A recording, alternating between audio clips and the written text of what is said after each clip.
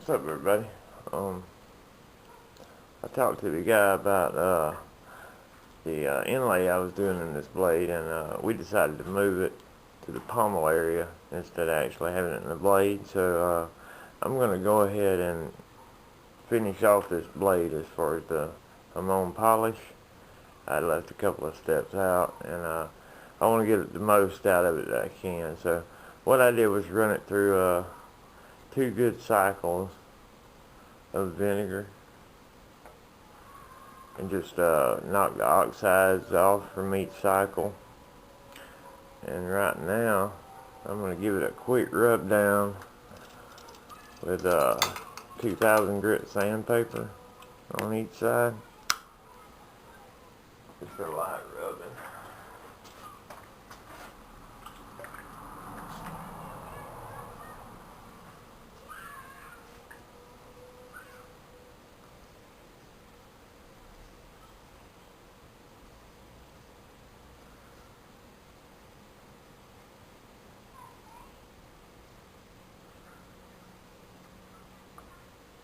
The vinegar really helps show the ashy in the blade. You couldn't really see a whole lot of ashy in that Hamon. I figured it would help to give it a couple more vinegar cycles.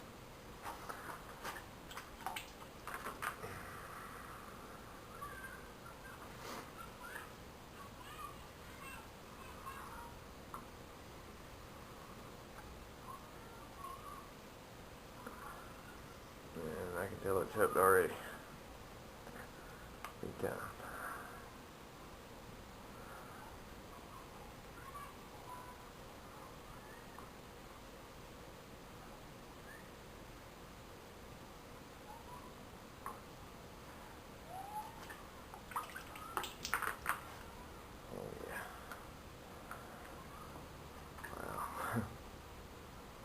Big difference in it.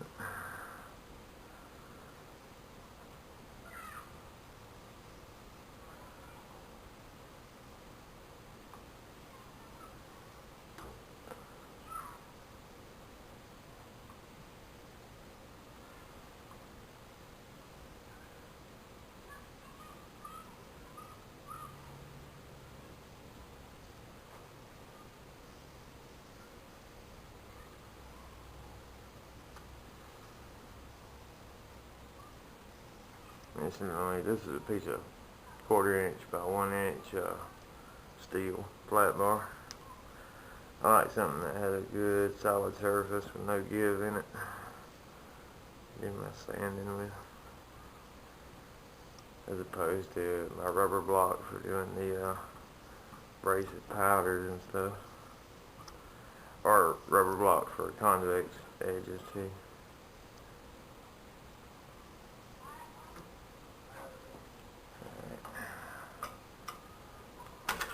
Flip this over. Oh yeah, looking real nice. I don't know what kind of camera angle I can get, but you can tell a definite difference in ashy. And also that Suri, you can tell, you see the little bits of white extending from the little tips, the ashy, and it's kind of hard to make out, but I'll flip this thing to the other side.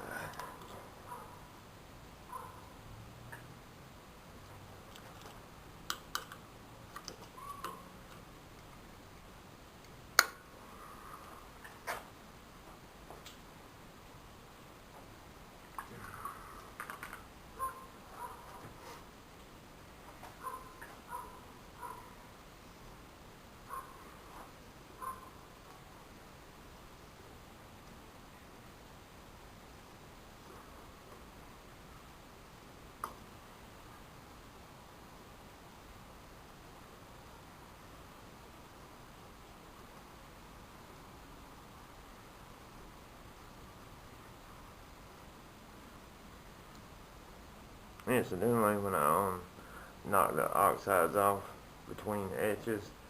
I spray the blade down with that trisodium phosphate, and I just knock it off with some real super fine steel wool. Give it a good scrub down. That generally clears it right up.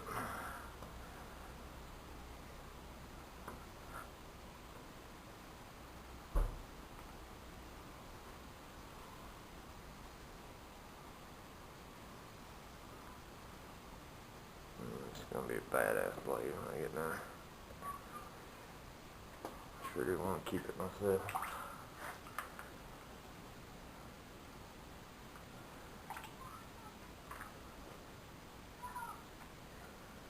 Maybe I'll make myself one like it. I just got a thing for bowies. Some of them anyway.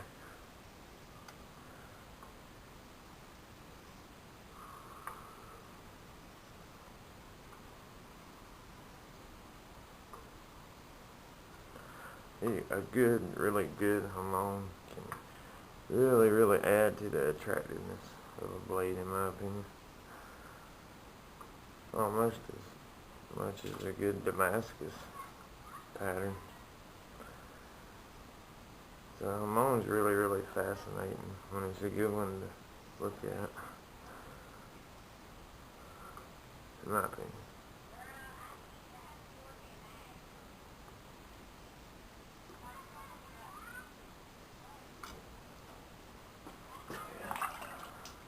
A whole lot better.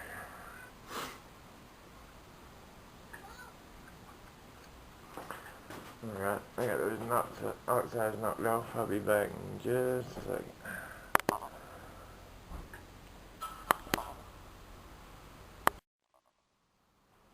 What's up, everybody? My batteries died last night while I was in the middle of filming this thing, so kind of said screw it. Went in the house and went to bed, so I figured I'd give this another shot today. Luckily, I hadn't done but one side of this, so I still got the other side left. I happened to catch it before I'd done both sides. But what I'm going to do right now is I've got this mixture that I made of, it's a little bit of kale and clay mixed with this 9 micron aluminum oxide and a little bit of water. And I'm going to use this to just rub on this hardened portion of the blade to kind of give it a frosted type appearance on the actual Hamon. And I'm using a little leather pad where I can get in here and really get it good and accurately.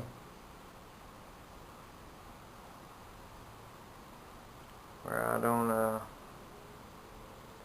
go over my line too much.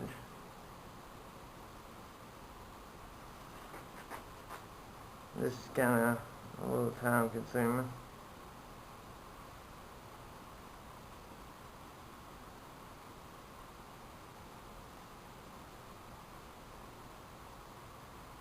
This is probably the most time consuming part of it. But it really adds a lot to the Hamon. It really develops the ashy lines pretty well. That's what I'm kind of going after here.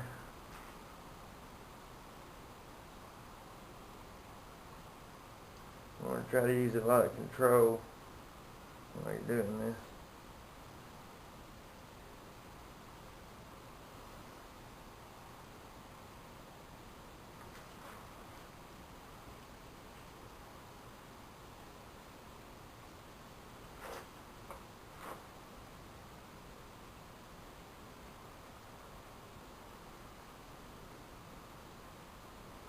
And what I found is it kind of helps to go in a not very specific pattern.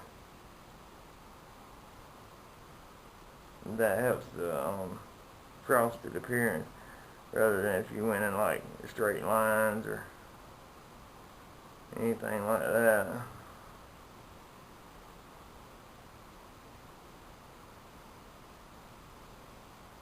give it some swirls, some back and forth. Kind of mix it up randomly.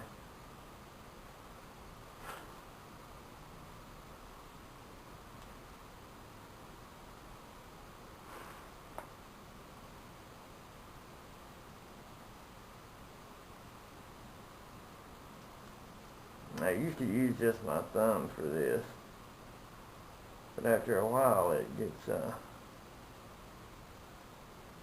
starting to wear down your thumb.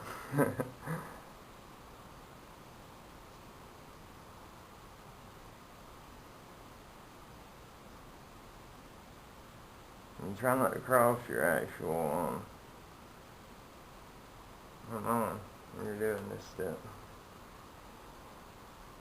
You're still going to run back over it, the whole thing, with another polish, but you don't want to get that frosted look above the Hamon.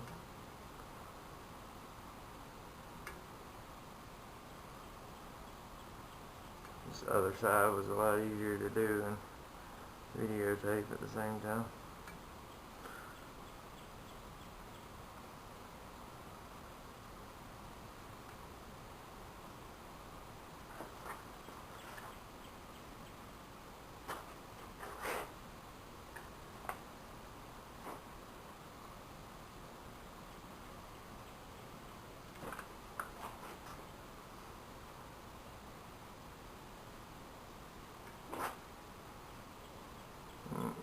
Keep in mind the Japanese, when they do this type of thing, they don't actually etch their blades at all.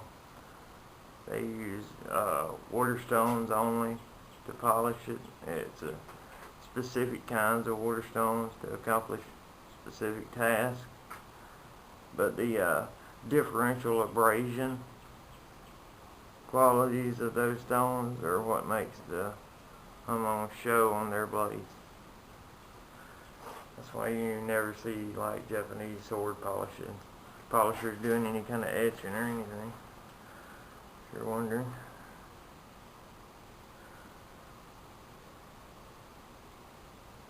And I'm sure they don't use any kind of powdered abrasives either. It's strictly stones as far as I know.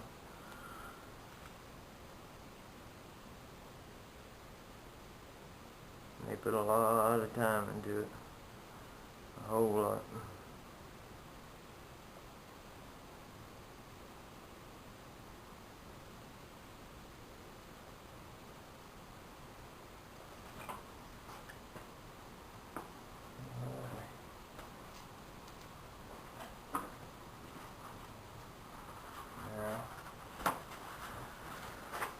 Wipe this off. Inspect my work. That looks pretty good. Got a nice cloudy effect going on.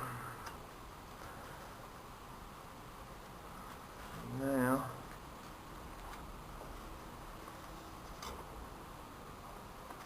see if you can see it on the camera. I'm sure you can't. Alright. Now we're going to go back over the whole thing with my rubber block, and this is a 3 micron aluminum mixed with water.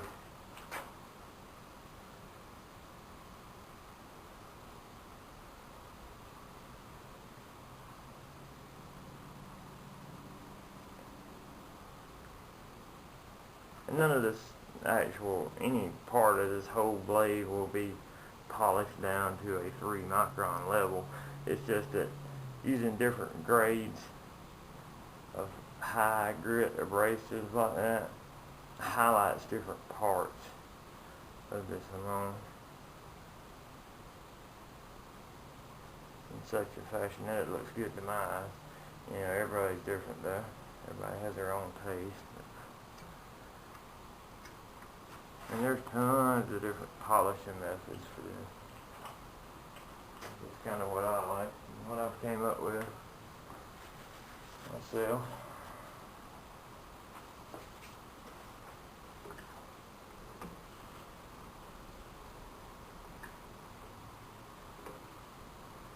And this is pretty fast cutting abrasive here.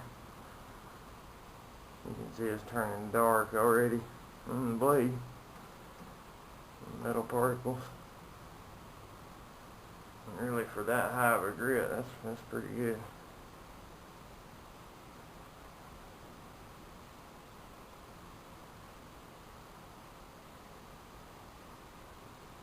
And either of these rubber blocks or leather pads, anything like that works pretty good from what I've seen.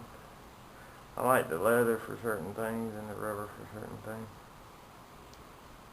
But you can use either for all steps if you wanted to.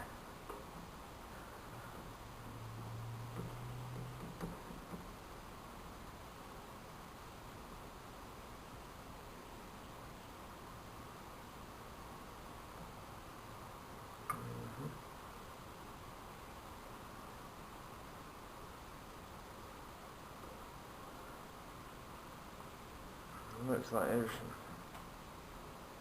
some nice ashy lines developing. Real nice.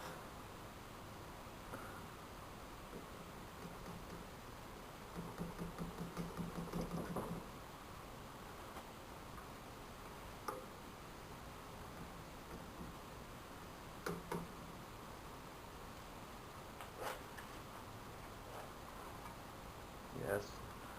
Gray now compared to where it was a white to start off with. You've got a lot of cutting action going on.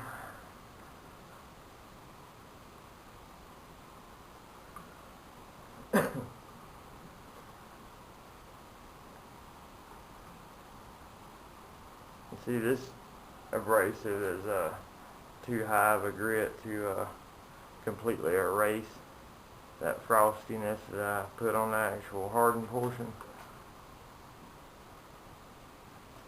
So it leaves a pretty cool effect because it highlights it but doesn't get rid of it at the same time.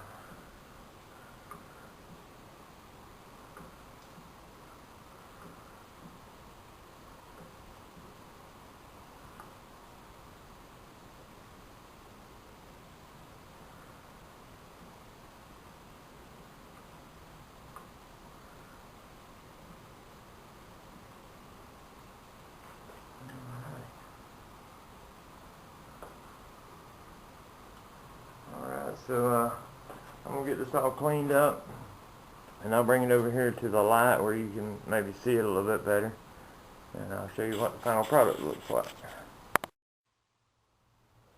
Alright folks, here's your live look at the old Hamon finished product. You still really can't notice too much improvement on the video, but there's a world of difference in it in person. This cloudiness on it, kind of a two-toned appearance, and you can't really see it on here, but you can see all the ashy lines really well. Trying to get a shot of it. You see like the ashy coming down off of the individual peaks. You catch a little brief glimpse at it, but not much. Dang, I was hoping for a better shot than this, really.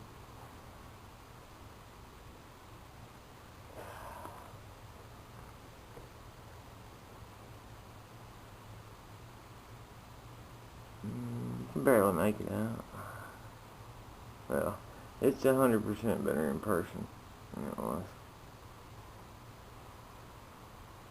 You can see a little bit there. Well, if y'all decide to do one of these, have fun with it, but prepare to work your butt off polishing it. You'll spend quite a while doing that. Take it from me, I know. Anyway, let me know what y'all think. I'll be shooting the next video in a day or two, which will entail forging the guard and the pommel. So, keep your eye out for that. You know what y'all think. Later.